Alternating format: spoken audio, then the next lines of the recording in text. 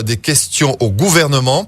C'est Harry Chalus qui a interrogé le gouvernement sur ce qu'il comptait faire afin de venir en aide notamment aux planteurs de bananes pour atteindre la production de 100 000 tonnes de bananes. On écoute Harry Chalus. C'est 890 emplois qui seront créés. Ce projet qui s'adresse en priorité aux petits planteurs et jeunes agriculteurs est aussi complémentaire avec notre volonté de tendre vers une diversification agricole. La filière banane s'est profondément restructurée au fil des années et est devenue un exemple en termes de modèle de production durable. Ce projet, nous y croyons. La collectivité régionale est prête. Le préfet de région a fait part de sa très bonne appréciation. Jean-Claude Juncker, rencontré le 29 avril, est favorable. Pour le concrétiser, nous avons besoin des aides de l'État, de vous. Le gouvernement est-il prêt à s'engager concrètement pour la Guadeloupe et nous permettre d'atteindre cet objectif de 100 000 tonnes de bananes et créer 890 emplois? Les professionnels sont exaspérés au plus haut, en plein vote sur l'égalité réelle, où ils observent l'engagement concret de l'État auprès de leurs collègues de l'Hexagone.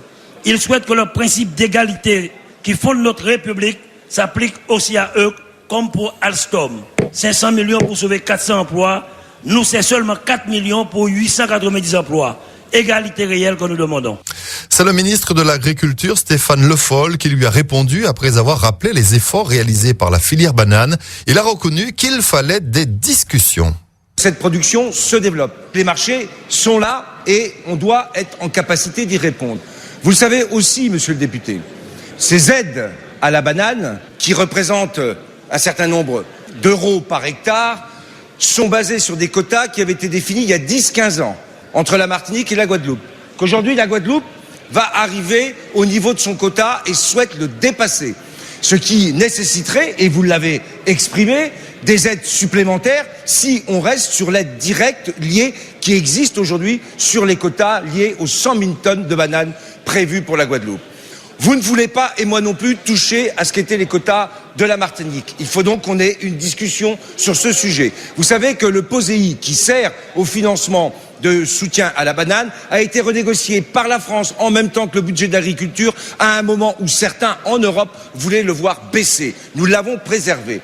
Donc je suis d'accord sur ce sujet parce que nous devons développer cette production qui répond en plus à un marché, à ce que nous ouvrions une discussion de fond pour savoir comment nous favorisons l'installation et le développement de nouvelles exploitations pour faire en sorte que l'État puisse aider au développement de cette production et créer les emplois que vous souhaitez.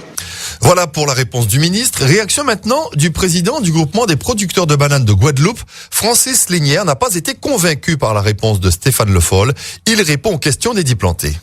Alors, première réaction, tout d'abord, je voudrais remercier le député, le président Harry Chalus d'avoir posé cette question de façon officielle au ministre, puisque jusqu'à ce jour, nous n'avons rien eu encore comme démarche politique au niveau de la région Guadeloupe. Donc les choses ont été dites de manière claire, et la réponse du ministre, il y a un seul point sur lequel il nous a rassurés, c'est le fait de nous dire officiellement qu'on ne touchera pas au quota de la Martinique. C'est-à-dire qu'on lui avait toujours dit, je lui avais toujours dit en tant que président du groupement de la Guadeloupe, que ce n'est pas de mettre à dos les Martiniquais et les Guadeloupéens qui ont mis tant d'années à construire cette filière banane. Ça fait 11 ans que nous sommes dans une unité, donc pas question de toucher au quota de la Martinique.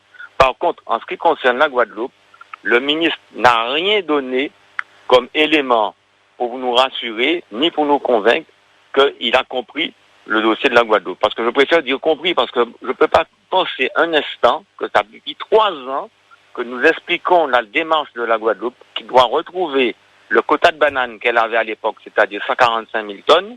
Aujourd'hui, elle est plafonnée à 77 000 tonnes, alors que nous avons un nombre de jeunes, vous connaissez bien le dossier, je l'ai déjà suffisamment expliqué à tout le monde, pour dire aujourd'hui que nous demandons à au moins produire jusqu'à hauteur de 100 000 tonnes. Donc cette réponse ne nous convient absolument pas.